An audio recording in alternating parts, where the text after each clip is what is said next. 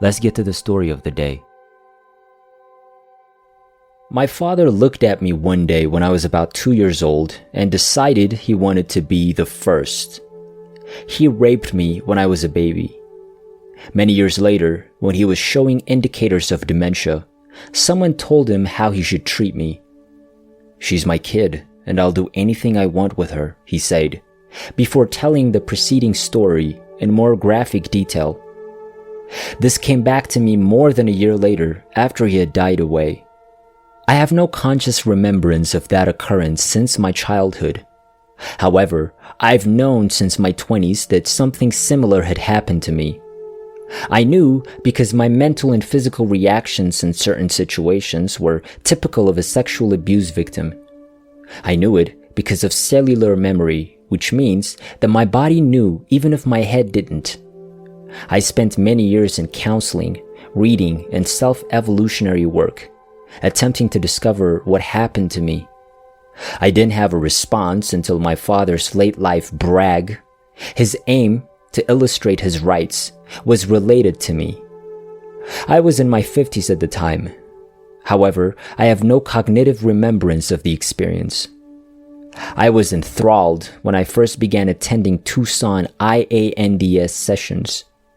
Knowing what was on the other side, hearing other people's personal tales was uplifting and reassuring, intellectually stimulating and emotionally supportive. I became a member of IANDS and was happy to begin receiving their monthly NDE reports. I recently came across a couple of them that piqued my interest. PMH Atwater wrote about NDEs in youngsters in one of his books. He mentioned how children compensate. Instead of coping with their experience, they alter other things around it, leaving the riddle unanswered even as they get older.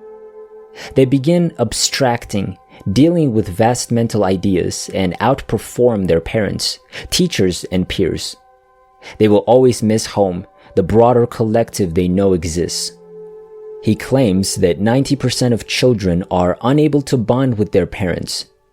He goes on, following symptoms include heightened senses, vivid imagination, intellectual curiosity and drive, psychic or intuitive, loneliness, higher IQ, deep capacity to care, huge potential for an ethical path, awareness of future moments, independence even if timid, and non-linear development. The larger the leap in IQ and the ability to abstract, the younger the child. They are doers with great ideas, inventions, and the will to complete tasks.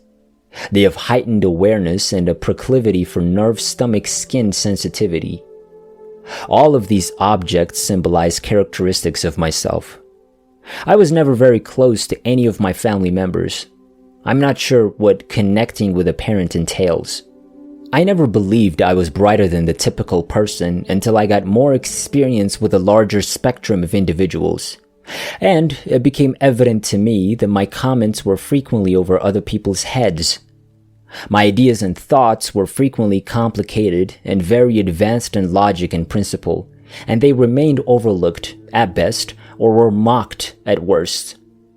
I am an extremely resourceful person who can often come up with novel solutions to problems or situations.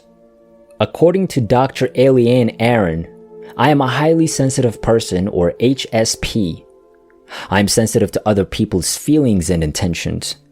I frequently see the likely repercussions of current activities. I can usually tell whether someone is telling the truth. I have a deep understanding of history and how it connects things, as well as my own involvement in various time periods. I've experienced multiple spiritually transformative experiences, or STEs, the majority of which have been about my own prior life, and I'm conscious of a larger future for people and the earth. Another monthly NDE describes the writer's excruciatingly terrible awareness and a desolate isolation from my true reality. I've always had a deep, profound, and agonizing melancholy simply from existing on the physical plane, never feeling like I belonged here, never feeling at home. I'm aware of aspects of life that most people don't appear to be aware of, such as personal interactions, ramifications, and energetic flow, at least occasionally.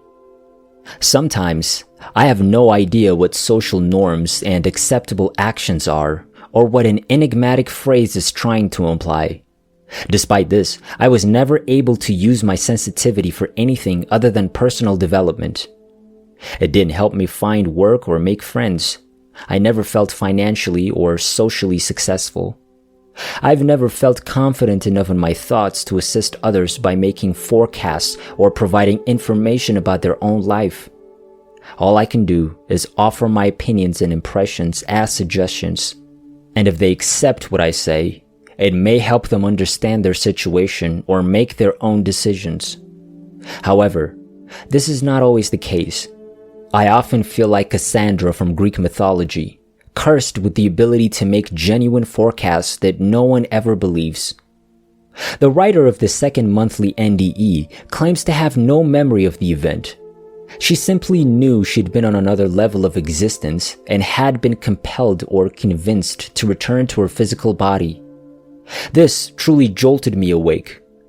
Having no recall of the incident describes my own sexual assault in the same way. I have no conscious memory of it, but I know what happened. This led me to what felt like a novel idea. Perhaps as a result of rape at a young age, I had left my body and had an NDE.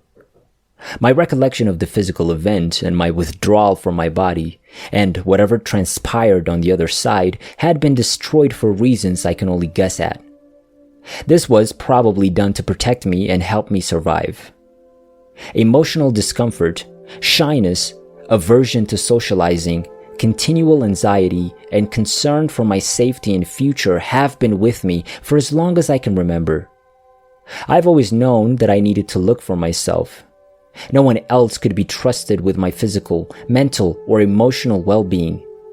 That intuition has been confirmed and continues to be true throughout the duration of more than 6 years. I've always had a strong desire for and respect for the truth, even if it meant risking my own financial or personal well-being.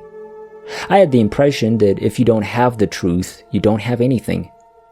My mother described me as extremely autonomous, according to the mother of a friend of mine. Despite my terrible shyness, I felt obliged to express my musical talents through singing and acting. I suffer from a variety of stomach, digestive ailments, and am physically highly sensitive. That is, many people would miss things that are quite hurtful to me. I've always attempted to help others, even though my attempts were frequently misinterpreted.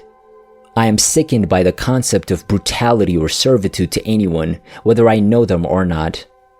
I've always been an advocate for the underdog, whether in a specific scenario or in society as a whole, including or especially in the animal realm. My emphatic abilities appear to be acute but hazy. If I pay attention, I can be overwhelmed by feelings that make no sense to me. I get caught up in the emotion and react to it, not realizing that it is most likely caused by people or circumstances around me. This is complicated by my own, frequently intense feelings. It took me decades to comprehend what was going on, and I'm still learning how to distinguish and recognize sources, me or not me. This laundry list of after effects is the only evidence I have of my NDE. My characteristics and abilities are hazy, so I may appear to be jumping into conclusions. I only have my intuition to rely on. It may appear self-absorbed, yet that appears to be my purpose in this lifetime. My lifelong goal has been to better myself as a human being and to expand my spiritual understanding. Everything else was incidental. For the most part, my only genuine accomplishments in life have been reflection, self-realization, and personal progress. And those may not be insignificant accomplishments. So, take what you will from that. If my experience can help even one person on their own journey, it will be a whole new level of achievement for me.